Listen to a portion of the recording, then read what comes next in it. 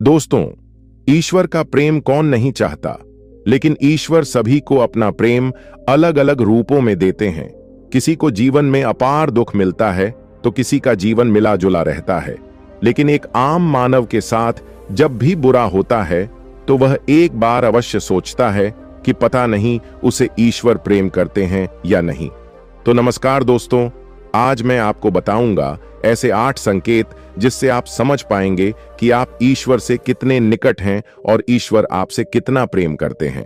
दोस्तों, ईश्वर अगर आपसे प्रेम करते हैं तो उनका सबसे पहला संकेत यह है कि आप जो भी करोगे उसमें आपको विफलता मिलेगी, आपको सक्सेस नहीं मिलेगी। जी हां दोस्तों, यह सुनकर आपको थोड़ा अजीब लग सकता है, परंतु यह सच्चाई है कि आप हर चीज में अपना 100% दोगे, मेहनत करोगे, लेकिन आपको सफलता नहीं मिलेगी और यह बार बार होगा तब तक जब तक आपकी आंखें नहीं खुल जाती। दूसरा संकेत है कि आपका अपने ऊपर जो विश्वास है वह खत्म हो जाएगा। जी हां दोस्तों, जब ईश्वर आपके साथ होते हैं तो आपको बिल्कुल अकेला फील होता है। आप नहीं समझ पाओगे कि आपको आगे क्या करना चाहिए। आप खुद को एक ऐसी स्थिति में महसूस करोगे जहां आपकी कोई मदद नहीं कर सकता। आप किसी को अपनी परेशानी शेयर नहीं कर सकते। अगर बता भी दोगे किसी को तो उनके लिए यह बहुत छोटी बात होगी या वह इस पर ध्यान ही नहीं देंगे। दोस्तों, ईश्वर का तीसरा संकेत है, आपके जीवन में दुख चरम सीमा पर होगा। हां दोस्तों, आपको लगेगा मानो कि इससे ज्यादा और क्या बुरा हो सकता है। आप दुख की चरम सीमा को महसूस कर लेंगे। दोस्तों, आपने महान संतों का जीवन देखा होगा। सभी अपने जीवन में बड़े से बड़े दुखों में गिरे और उनके अंदर वैराग्य आया और इस जीवन और भौतिक सुखों से आगे ईश्वर को जानने की उनके मन में प्यास जगी और अंत में उन्होंने ईश्वर का साक्षात्कार भी प्राप्त कर लिया। दोस्तों, इन दुखों से इंसान टूट तो जाता है, लेकिन इन्हीं दुखों से उसमें ईश्वर के प्रति प्रेम भी विकसित होता है।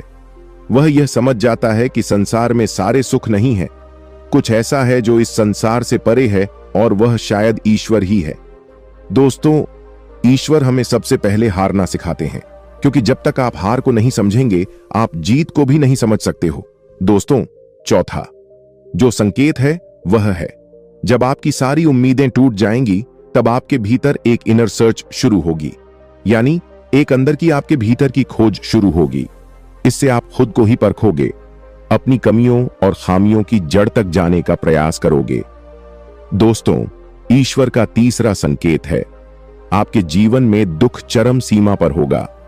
हां दोस्तों, आपको लगेगा मानो कि इससे ज्यादा और क्या बुरा हो सकता है। आप दुख की चरम सीमा को महसूस कर लेंगे। दोस्तों, आपने महान संतों का जीवन देखा होगा।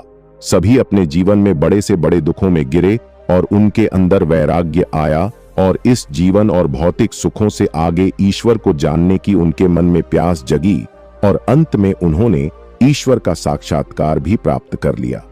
दोस्तों, इन दुखों से इंसान टूट तो जाता है, लेकिन इन्हीं दुखों से उसमें ईश्वर के प्रति प्रेम भी विकसित होता है।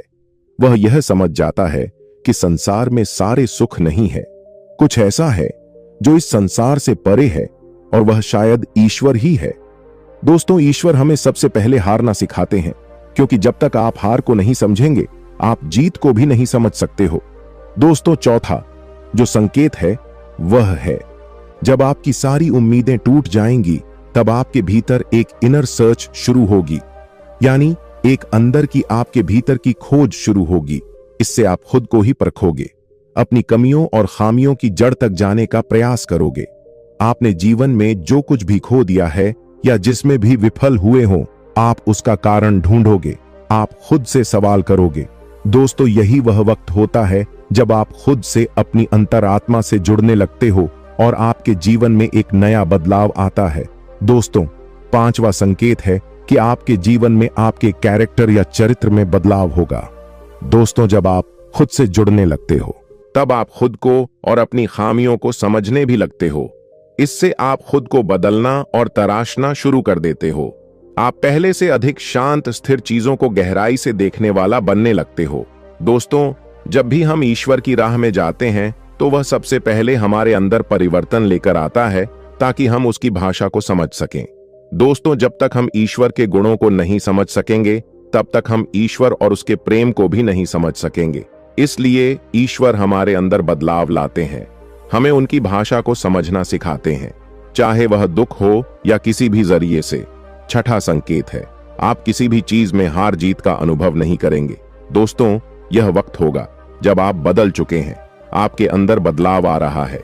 अब आपका नजरिया जीवन के प्रति बदलता जाएगा, जिससे बाहर घट रही घटनाओं का असर भी आपके ऊपर बहुत कम होगा। बाहर संसार में होने वाली हर घटना को आप एक नाटक के रूप में देखना शुरू कर दोगे, ना कि एक वास्तविकता के रूप में। आपके अंदर साक्षी भाव आ जाएगा। आपके लिए सब कुछ संसार महज एक नाटक होगा, इससे ज्यादा और कुछ भी नहीं। दोस्तों, सातवां संकेत है, जब आपको यह महसूस होने लगेगा कि आप ईश्वर के बहुत निकट पहुंच चुके हो, उसी समय आपके जीवन में सबसे बड़ा झटका लगेगा। दोस्तों, यह ईश्वर की सबसे कड़ी परीक्षा होती है। यहां आपके विश्वास, आपकी बुद्धि, हर चीज तौली जाएगी।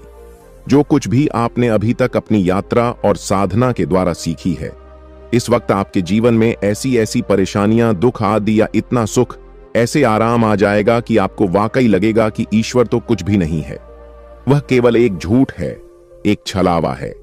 यह समय सबसे अधिक धैर्य का होता है।